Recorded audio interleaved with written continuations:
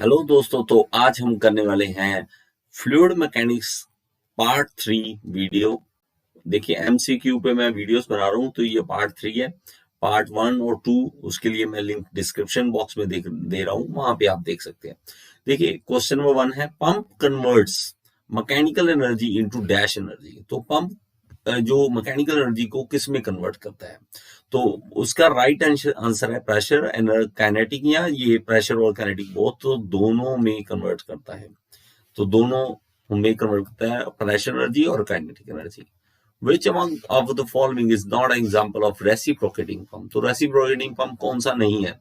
Actually इसमें option जो है उसके हिसाब से ये टर्बाइन, इसके अकॉर्डिंग टर्बाइन इसका राइट आंसर होगा। नेक्स्ट क्वेश्चन है, the vanes of a centrifugal pump are usually. तो वेन्स सेंट्रीफ्यूगल पंप के वो कर्व फॉरवर्ड होते हैं, बैकवर्ड होते हैं, रेडियल होते हैं, नन ऑफ दिस। तो कर्व बैकवर्ड, वो कर्व बनी होती है, बैकवर्ड बनी होती है सेंट्रीफ्यूगल पंप के लिए। In centrifugal pump the liquid enters. तो लिक्विड कहां से एंटर करता है? सेंटर से, बॉटम से, टॉप से या साइड से? तो वो सेंटर से एंटर करता है। सेंट्रीफ्यूगल पंप अगर आपने देखी है उसकी इमेज, तो ये देखिए पाइप यहां से पानी से उठाएगा, ये देखिए यहां से पानी उठाएगा, और ये सेंटर से, बीच में से एंट्री होती है यहां से। तो सेंटर में से एंट्री होती है, तो इसलिए इसका राइट आंसर है ए। Which among of the following is not a positive displacement pump? तो पॉजिटिव डिस्प्लेसमेंट पंप कौन सा नहीं है? तो उसका राइट आंसर हमारे पास है A, centrifugal. Unit of flow rate of liquid.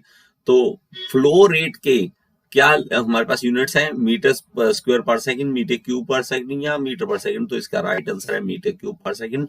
Flow rate means हमारे पास कितना फ्लो आ रहा है पर सेकंड, पर सेकंड कितना फ्लो आ रहा है, तो मीटर क्यूब पर सेकंड इसके यूनिट्स होते हैं। Which among the following is called as the velocity pump? तो वेलोसिटी पंप किसे कहते हैं? तो देखिए, सेंट्रीफ्यूगल है, रेसिप्रोकेटिंग है, रोटरी है, या आयोनाइजेशन पंप है। तो इसमें क्या है कि वेलोसिटी इंक्रीज कर दे, ठीक है, तो वेलोसिटी इंक्रीज कर दे, ये इसको पंप को कहते हैं सेंट्रीफ्यूगल पंप। तो centrifugal pump is the right answer, जो हमारे पास ऑप्शन होती है। तो सेंट्रीफ्यूगल पंप एक्चुअली क्या है कि वेलोसिटी इंक्रीज करता है, ठीक है, इंक्रीज करता है, तो उसको हम वेलोसिटी पंप कहते हैं। Which among the following is a high pressure pump? तो हाई प्रेशर पंप कौन सा है? सेंट्रीफ्यूगल, रेसिप्रोकेटिंग, रोटरी या आयोनाइजेशन पंप है। तो इसका राइट आंसर हमारे पास है बी, रेसिप्रोकेटिंग पंप। तो रेसिप्रोकेटिंग पंप जो होते हैं वो देखिए इस तरह से, यहां से एंट्री, यहां से एग्जिट, और ये पंप हमारे पास है, और ये रेसिप्रोकेटिंग है। तो ये बहुत ज्यादा हाई प्रेशर जनरेट कर सकते हैं, तो इसलिए इसको हम कहते हैं high pressure pumps. What is mathematical technique used to predict physical parameters? तो फिजिकल पैरामीटर्स अगर निकालने हैं तो उसके लिए कौन सी टेक्निक यूज की जाती है? तो इसका राइट आंसर हमारे पास है सी, डायमेंशनल एनालिसिस। डायमेंशनल एनालिसिस करते हैं, उसमें हमारे पास फिजिकल पैरामीटर्स हम निकाल सकते हैं। Which among the following is the correct formula for Rayleigh's method? तो उसके लिए रिले मेथड के लिए कौन सा है? तो एक्चुअली ये रिले मेथड पूरा मैं आपको समझाऊंगा एक वीडियो में। तो अभी इसका राइट आंसर जो है वो है ए। इस तरह से लिखते हैं हम, जो हमारे पास रिले मेथड होता है, तो फंक्शन होता है ये लेंथ, रो, ये जो भी फंक्शन है वो यहाँ पे लिखते हैं। तो एफ लिखना मतलब फंक्शन, इसका मतलब है। Discharge capacity of A reciprocating pump is lower than that of centrifugal pump. तो हमारे पास देखिए क्या है कि डिस्चार्ज कैपेसिटी रेसिप्रोकेटिंग पंप की is lower than centrifugal pump. तो डिस्चार्ज जो है वो कम निकलता है, कम निकलता है। तो वो क्या है हमारे पास? देखिए मेरे पास क्या है, ये सेंट्रीफ्यूगल पंप है, यहाँ पे सेंट्रीफ्यूगल पंप है, और यहाँ पे मेरे पास रेसिप्रोकेटिंग पंप है। तो मेरे पास यहाँ खेतों में पानी भर गया, मुझे निकालना है, ठीक है, तो यहां से निकालना है, तो मैं किसको यूज करूंगा? तो जिसका डिस्चार्ज ज्यादा होगा। तो डिस्चार्ज ज्यादा होता है सेंट्रीफ्यूगल पंप का, ठीक है। तो ये रेसिप्रोकेटिंग पंप का कहता है लोअर है, मतलब सही है, ट्रू है इसका answer. Which among the following is not a dimensionless number? तो रेनॉल्ड, फ्रूड, मैक, तो कार्टेशियन ये कोई नंबर नहीं है, डायमेंशनलेस नंबर नहीं है, बाकी डायमेंशनलेस नंबर होते हैं। 13 कैविटेशन इज कॉज्ड बाय। तो कैविटेशन किसके कारण होती है? तो वो होती है हमारे पास, देखिए लो प्रेशर के कारण। लो प्रेशर जब भी क्रिएट होगा तो वहां पे कैविटेशन की संभावना बहुत बढ़ जाती है पंप्स के अंदर। Which among these forces does not act in a moving fluid? तो मूविंग फ्लूइड में कौन सा ये वाला फोर्स नहीं होता, इनर्शिया, विस्कस, ग्रेविटी या ड्रैग? तो ड्रैग फोर्स नहीं होता। ड्रैग फोर्स क्या है कि जैसे मान लो आपके पास यहाँ पे कोई बॉडी है, जब जब फ्लूइड यहाँ पे से निकल रहा है तो बॉडी के ऊपर फोर्स लगता है, बॉडी के ऊपर फोर्स लगता है, ना कि फ्लूइड के अंदर। तो फ्लूइड के अंदर की बात नहीं कर रहा, ये ड्रैग होता है बॉडी, कोई बॉडी फ्लूइड के अंदर। तो ये तो पूछ रहा है सिर्फ फ्लूइड के अंदर की बात कर रहा है, ठीक है। Similitude is a concept applicable to testing of, किसके लिए सिमिलिट्यूड मेथड हम चेक करने के लिए क्या करते हैं?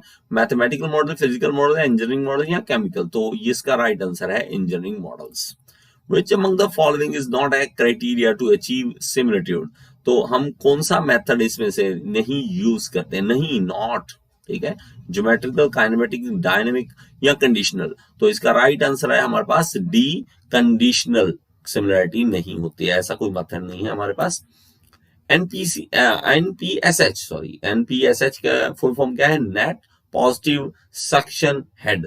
तो इसमें राइट आंसर हमारे पास है नेट पॉजिटिव सक्शन हेड, ये net positive suction head. Which among the following force is developed due to resistance of fluid flow? तो कौन सी फोर्स है जो डेवलप होती है due to resistance of fluid flow? तो रेजिस्टेंस क्या है? तो विस्कोसिटी होती है उसके कारण, तो विस्कस फोर्स उसके कारण होती है, ठीक है। वो फोर्स जो रेजिस्टेंस पैदा करे चलने में फ्लूइड की। Which of the following option is based on pascal law? तो पास्कल लॉ पे कौन सा है? देखिए, hydraulic braking system, carburettor, fluid, fly wheel या इंजन लुब्रिकेटिंग? तो ब्रेकिंग सिस्टम जो है वो पास्कल लॉ पे आधारित है। Which among the following is present in pipe flow? तो पाइप के अंदर फ्लो करते हैं, तो हमारे पास कौन सा इसमें से जो हमारे पास प्रेजेंट होता है? विस्कस होता है, इनर्शियल होता है, ग्रेविटी होता है या प्रेशर फोर्स होता है? तो हमारे पास पाइप फ्लो में हम प्रेशर फोर्स को कंसीडर करते हैं, प्रेशर फोर्स को हम कंसीडर करते हैं। नेक्स्ट देखिए, hydraulic BrahMos press is based on. तो प्रेस है, हाइड्रोलिक प्रेस है, तो ये नाम है कंफ्यूज करने के लिए कभी कभी दे देते हैं।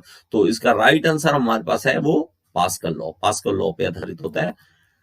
A force that is needed to bring back the body to its original position is called। तो अपनी ओरिजिनल पोजीशन पे वापस आ जाए, जब हम किसी बॉडी को खींचें और वो फोर्स इसको वापस अपनी पोजीशन पे लाए, तो इसको कहते हैं elastic force. Which of the following is not a rotary pump? तो रोटरी पंप इसमें से कौन सा नहीं है? गियर, वेन, स्क्रू या एक्सियल? तो एक्सियल पंप हमारे पास नहीं है, ये रोटरी पंप की कोई एग्जांपल नहीं है, ऐसा नहीं है। ये तीनों जो है बाकी रोटरी पंप की एग्जांपल है। Drag force acts in dash to the flow velocity. तो ड्रैग फोर्स कैसे लगती है? देखिए, हमारे पास मान लो कि एयर यहाँ पे चल रही है, एयर है, और हमारे पास कोई बॉडी है इस तरह से, ये बॉडी है, जब एयर इससे टकराएगी तो ये इस तरह से टकराएगी, इसके दो कंपोनेंट बनेंगे, एक इस साइड एक इस साइड। तो ये जो फोर्स होता है, ये वाला कंपोनेंट जो होता है, वो हमारे पास इसको ड्रैग देता है, पीछे की ओर धकेलता है, और ये कंपोनेंट इसको ऊपर की ओर लेके जाता है। तो ये होता है लिफ्ट, वो होता है ड्रैग। तो 25वां क्वेश्चन है, drag force is affected by.